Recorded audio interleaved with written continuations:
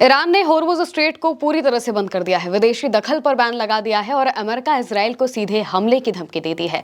अमेरिकी हमलों के जवाब में ईरान ने अब तक का सबसे बड़ा फैसला लिया है। साथ ही दुनिया के सामने एमओयू का वो हिस्सा भी दिखा दिया है जिसमें होर्मुज पर ईरान के कंट्रोल को मंजूरी दी गई थी, यानी कि अमेरिका के धोखे का जवाब ईरान ने देना शुरू कर दिया है। सारी खबर डिटेल में आपको बताते हैं। ईरान टुडे के हवाले से इस खबर को देखिए।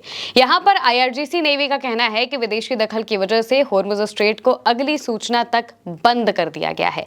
एक जहाज के ट्रैकिंग सिस्टम को बेकार करने के बाद उस पर चेतावनियों के तौर पर गोलियां चलाई गई। आईआरजीसी ने अमेरिका, इजराइल और उन देशों को चेतावनी दी है जहां विदेशी सेनाएं तैनात हैं कि अगर ईरान पर हमला हुआ तो गंभीर हमले किए जाएंगे।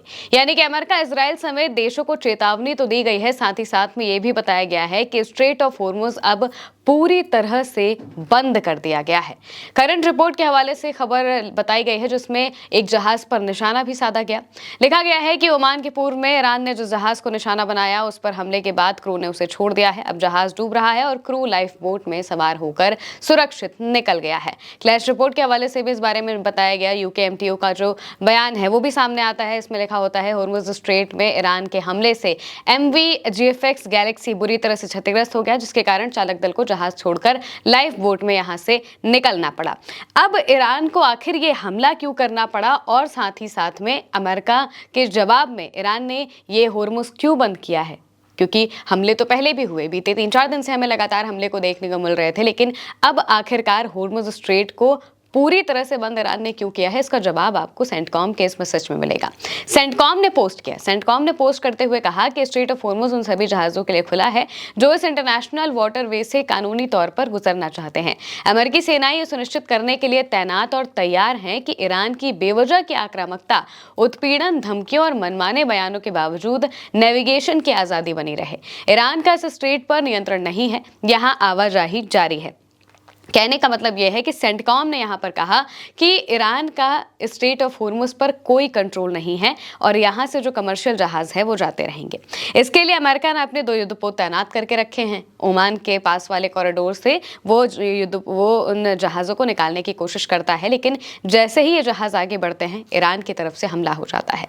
ईरान ने साफ बताकर रखा है कि जिस किसी को भी जाना है हमारे बताए गए रास्ते से जाइए, हम आपको सिक्योरिटी के साथ छोड़ कर आएंगे, लेकिन बिना बताए इस इलाके में अपनी दादागिरी या फिर मनमानी नहीं चलने देंगे। विदेशी दखल यानी कि जो अमेरिका का दखल है उसे कामयाब नहीं होने देंगे, ये साफ तौर से बता दिया। इसके साथ में ही जो बड़े बड़े नेता हैं ईरान के, उन्होंने भी बयान दिया है, कमांडर्स ने बयान दिया है। प्रेस टीवी के हवाले से लिखा है, इस्लामिक क्रांति के नेता के वरिष्ठ सलाहकार मोहसिन रजाई ने कहा कि अल्लाह की कृपा से हम होर्मुज स्ट्रेट की सुरक्षा करेंगे क्योंकि ये रणनीतिक जलमार्ग देश की अहम सुरक्षात्मक संपत्तियों में से एक है और राष्ट्रीय सुरक्षा व हितों की रक्षा में निर्णायक भूमिका निभाता है। यानी कि होर्मुज स्ट्रेट को अगर सुरक्षित कर लिया तो फिर ईरान सुरक्षित हो जाएगा, ये साफ तौर से ईरान को पता है। इसी वजह से वो होर्मुज को न्यूक्लियर से भी ज़्यादा ताकतवर मानते हैं। परमाणु बम से भी ज़्यादा ताकतवर अगर कोई हथियार ईरान के पास है तो वो स्ट्रेट ऑफ होर्मुज है। अब आते हैं ईरान के उस खुलासे पर।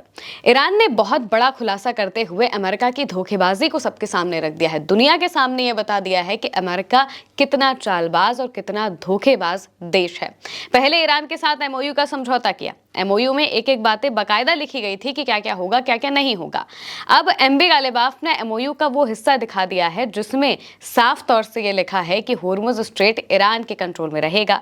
उस वक्त जब अमेरिका ने आपत्ति नहीं जताई, उस पर साइन कर दिया, तो आखिर अब अमेरिका स्ट्रेट ऑफ होर्मुज में ईरान को बार बार क्यों बोल रहा है कि उसके कंट्रोल में ये नहीं रह सकता? सवाल तो यही है। यानी कि जानबूझकर ये सारी चीजें की जा रही हैं ताकि दुनिया के सामने ईरान को अग्रेसर दिखाया जा सके और यहाँ पर पूरी दुनिया अमेरिका के साथ आके होर्मुज स्ट्रेट को खुलवाने की कोशिश करे, ये अमेरिका को लग रहा है। एमबी गालिबाफ हैं ईरान के पार्लियामेंट स्पीकर। इन्होंने पोस्ट किया। पोस्ट करते हुए एक तस्वीर पोस्ट की और इसके साथ में लिखा, एक तरफा समझौतों का दौर अब खत्म हो चुका है और हमने आपसे कहा था अपनी बात कर कायम रहें वरना अंजाम भुगतेंगे।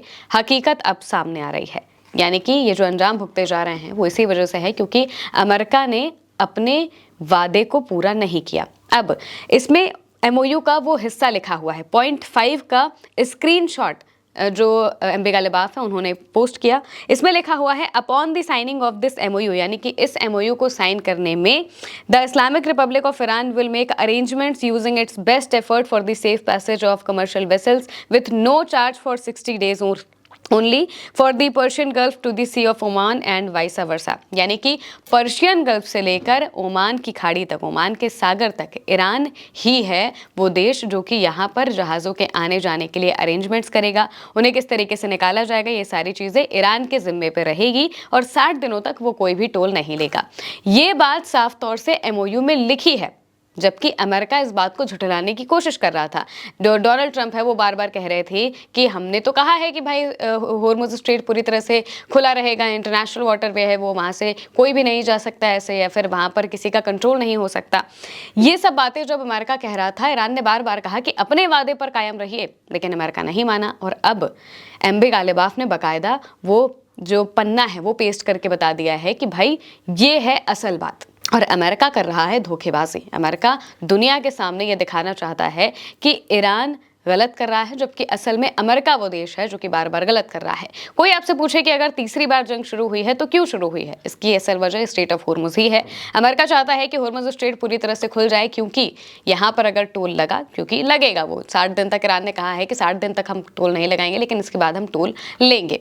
अब यहाँ पर अगर टोल लगा तो पूरी दुनिया ट्रंप की गर्दन पकड़ेगी, क्योंकि अगर अमेरिका नहीं जाता ईरान पर हमला करने 28 फरवरी को, तो फिर स्ट्रेट ऑफ होर्मुज बंद नहीं होता, उस पर इस तरीके से टोल लगने की नौबत ही नहीं आती।